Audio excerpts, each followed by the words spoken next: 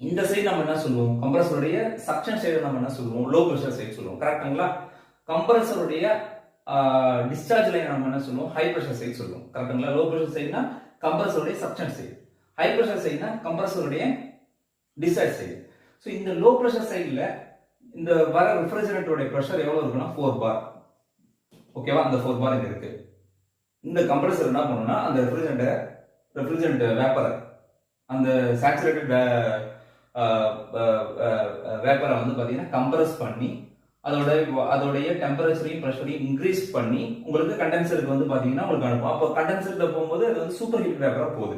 கரெக்டுங்களா? அப்ப அந்த பிரஷர் வந்து இங்க இருக்கிற 4 பார்னா இது வந்து கம்ப்ரஸ் பண்ணி அதோட பிரஷரை வந்து எவ்வளவு ஆகுது அப்படின்னா 10 பாரா ஆகுது. கரெக்டுங்களா?